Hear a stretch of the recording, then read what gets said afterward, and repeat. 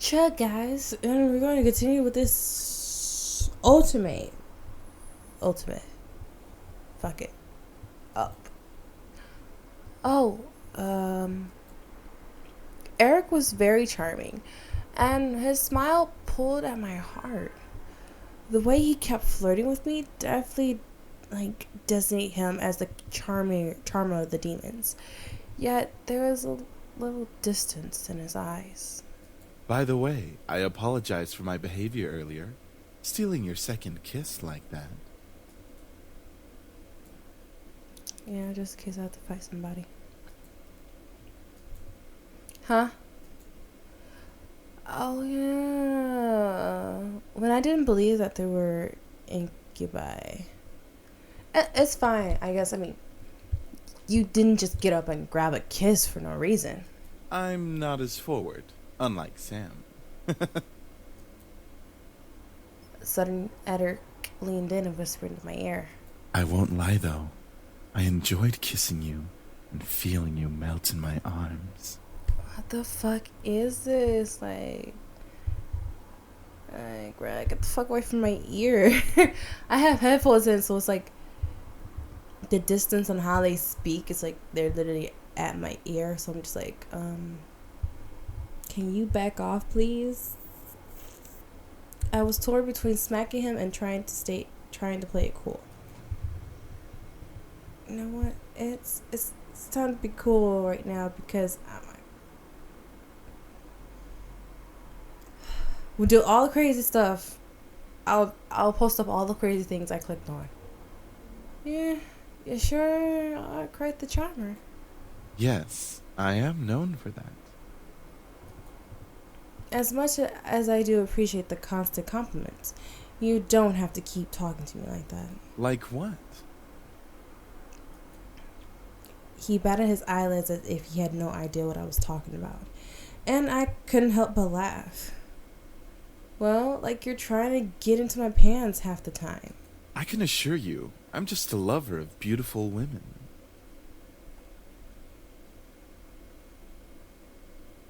What? Not really. I mean, yeah, you could be a beautiful woman, but guess what? You don't really have to, fuck them all the time. Can you be the best friends of beautiful women? Something tells me that there's more to it than that. For a moment, he looked away, losing a bit of his smile. Before I could question it, though, he turned back to me with a new teasing smile. Did you want there to be more? Whoa, no, I don't want to. Oh, I don't want to hit him, but I didn't know how to react. So I couldn't look at him. He merely chuckled again and. Oh, fuck, he's still in my ear. Sorry. You just look so cute when you're blushing. I felt my face heat up simply from his words. I then felt Eric take my hand and kiss it gently. I hope you'll enjoy dinner, however, my dear. The fuck did you make it? I drew my attention back to the dishes. I was both intrigued and slightly scared by the amount of food they made. Seeing my expression, Eric leaned forward and proudly smiled, gesturing to all the dishes with a dramatic sweep of his arm. I made almost all of the dishes myself. No wonder he's acting like this. Fuck.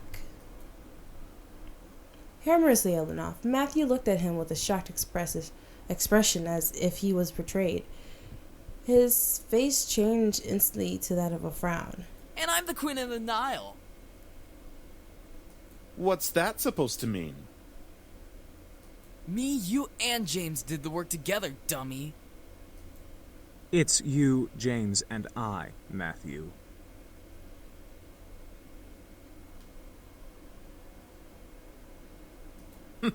Little boys will always make mistakes. Matthew looked at James in disbelief, probably for siding with Eric, and he annoyedly swiveled back to Eric to confront him. I'm not a little boy. I'm barely a year younger than you. Barely. Well, you certainly don't act like it. I really couldn't help it but laugh. Matthew seemed very much like a kid. He was adorable, however, I couldn't help but feel like, in a way, he was much more mature than the others, especially Eric. Huh? Is something funny? No, nothing at all. It's nothing. Thank you for the meal, all of you. Oh. You're welcome, miss. Miss, call me that ass. Such a well-mannered young lady. Beautiful inside and out. Eric, shut the fuck up. We didn't ask for all these compliments. Like, tone your shit. Eric, knock it off. In agreement with Matthew, Sam cocked up his head and glared at Eric. Seriously, you're getting really annoying with that suck-up act. It was obvious that Sam was the bad boy of the group. He had this big, tough act, and it was obvious he was physically stronger than the rest of the guys. But was there more to him than that? Why would you want to know? Why the fuck would you want to know? I'm just trying to be a gentleman. The young girl has already gone through so much. She deserves a good treatment. There's a difference between being a gentleman and being an obnoxious flirt. Schooled even by James. You're gonna need some cold water for that burn.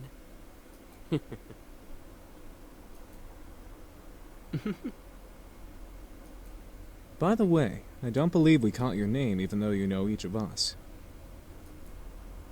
Oh, I'm that ass. It's a pleasure to finally know your name. Yeah, that's a nice name. They were all comfortable around me, despite the awkward situation we were in. It was as if it were natural for them to be around humans. I guess that was just how incubi worked. But I was still curious about one thing. Excuse me. All at once, they looked at me. I didn't know why, but having all of them look at me made me feel kind of important, like a queen or something. What is it, miss? If you know my name, why? Oh. That's what my name is, miss. I wanted to thank you for the food, but I still want to know why you all came here. I feel like I don't quite understand.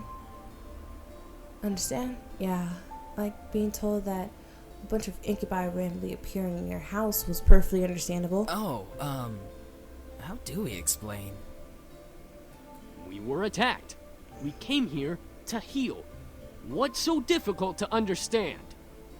Now you're just being rude, Sam. I'm just saying, how is that difficult to understand? Why am my character so blushing? No, I mean, what specifically happened, you dumb shit? Well, you see, we've been traveling around for quite some time now. Just recently we came into town, but we were jumped by this band of misfits. So, in order to escape and heal, we came here for shelter. Again, we apologize for the mess we made. It's fine, I guess. So you're all better now? Yup, all thanks to you. What? Huh? Me? You see, beautiful, we feed on sexual energy. But we don't just get it from kissing lovely ladies such as yourself. We can simply touch someone's hand to obtain sexual energy. Everyone carries sexual energy, you know. I was still in shock about their powers. It wasn't just kisses they gave them power, it was just anything physical. No wonder I was out for a while. These incubi intrigued me, but at the same time, I could almost hear a warning siren going off in my head. Is there anything else you wish to know? Big booty bitches. Well, what do y'all plan to do now? Yeah, what are we gonna do now, James? That is a very good question. We just got here and surely we'll be hunted again if we leave. We can take him easily. Now you guys talking about hiding. So a band of misfits, aka hunters, are trying to kill you. And if you leave this place, they can find you. But there's also a chance that they can find my character. Not without more training, Sam. The result of that was clearly evident in our last encounter with them.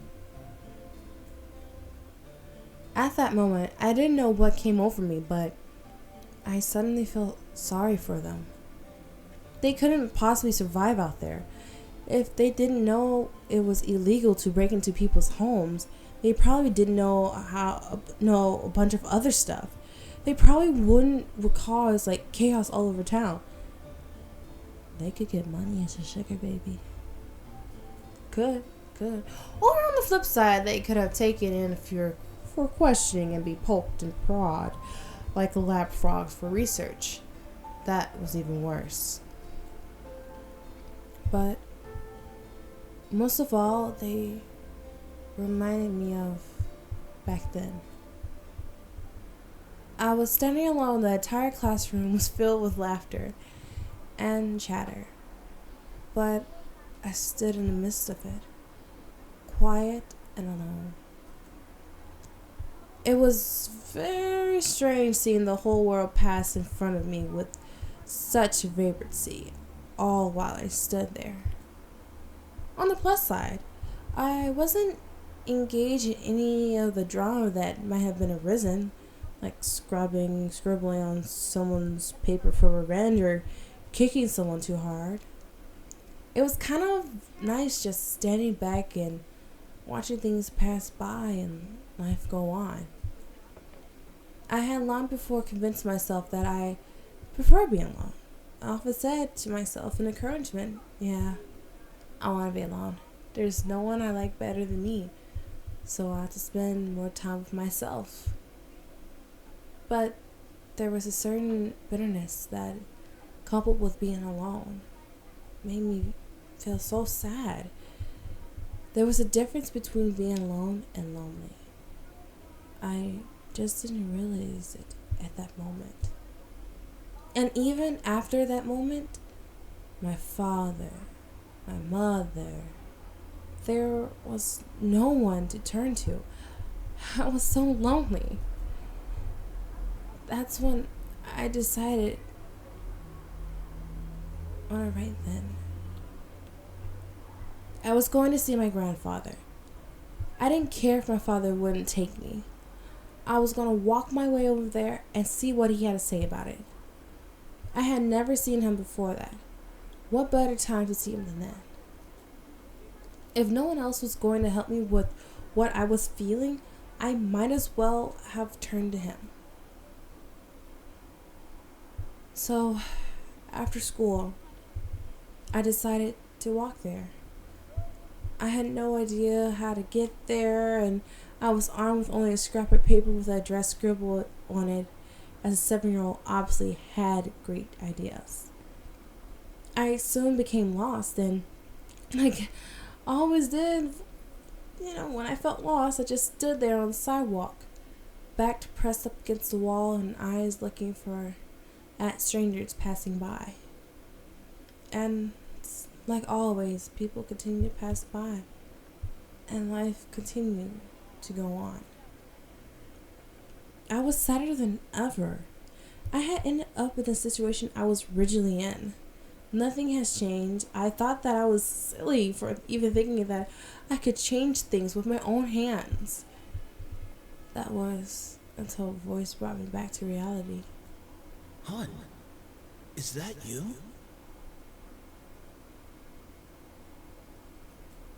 I looked up and saw an unfamiliar face, but it was obvious that whoever was talking to me knew who I was. And for that moment, things began to change. Life began moving its rusty joints, and I realized that things were moving along. Suddenly, I had become part of the crowd that moved like a bird past me. I was no longer someone who stood still and watched others hurry past me as well. Life has changed. I had changed. Because the very person who found me that day was my grandfather. I had the opportunity to help them. So, would I? I wanted to, but I wasn't sure if that was the best idea. After all, 5 demons in my house wasn't exactly the living arrangement that I imagined when I first moved in. There was the matter of making sure no one found out about their powers. Thinking about them as lab rats made my stomach queasy. And even if they passed for humans, how would I really explain having guys living in my house? Imagine if my friends came over, they would practically think I was part of a harem or something. Too late. Oh God. Imagine if my parents came over. I think my mom would faint. Who knows what my dad would do? I think he would have been arrested on the spot. Ugh. This was so hard. Maybe I should have written out pros and cons list before actually having to make this decision. Don't worry too much about it. You have plenty of time to decide. Besides, you should do what makes you happy as well. It was strange that I happened to remember what my grandfather said to me when I was little, but it kind of made sense. They weren't in the same exact situation that I was in before, but I did want to help them out. I think it would ease my consciousness and also make me a bit happy. To give them help. As weird as it would sound, clenching my hands to my fist, I straightened my resolve to speak up. Well, could you? What was that, lovely lady? That is,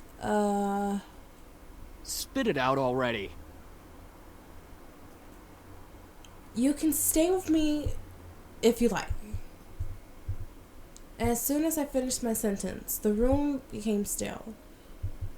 I'm not sure what went through their heads from my words.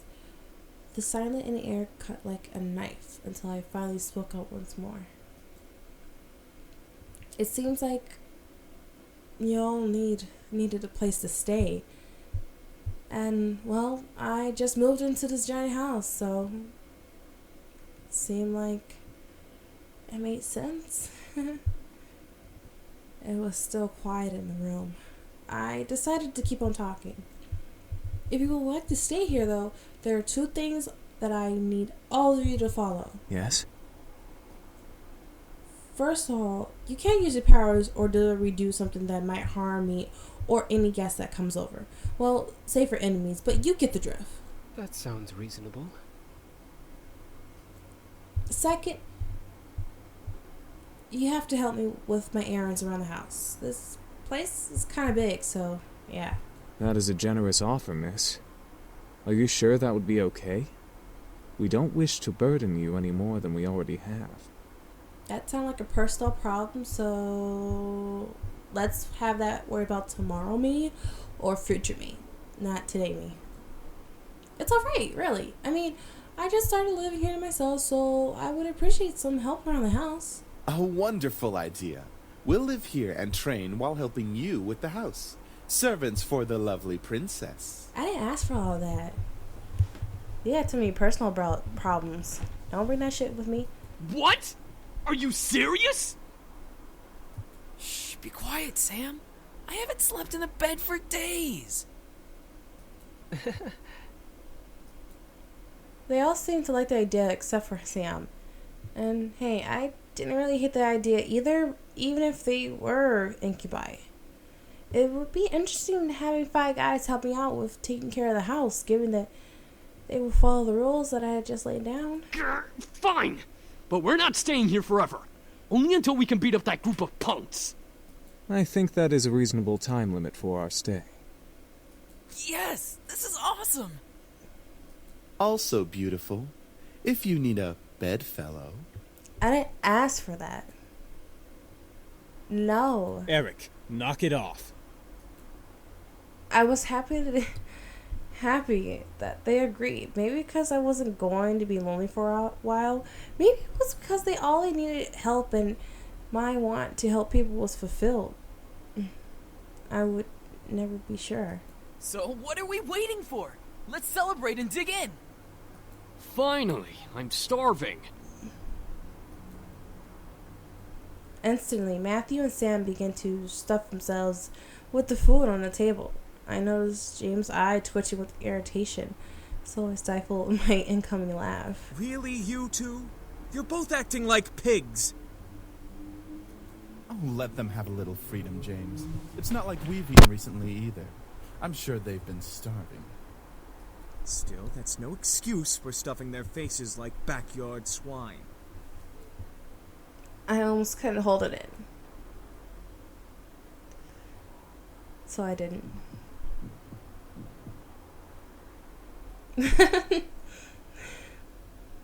I couldn't hold in my laughter anymore. As I laughed, Matthew and Sam looked my way, face stuffed. Is something funny?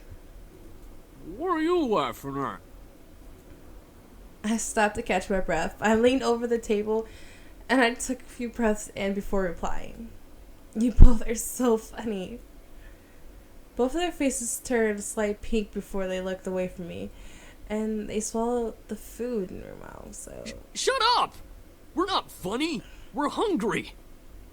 Alright, hungry. Well, we're glad that we made you laugh. Shut up, Matthew! What? I'm just saying.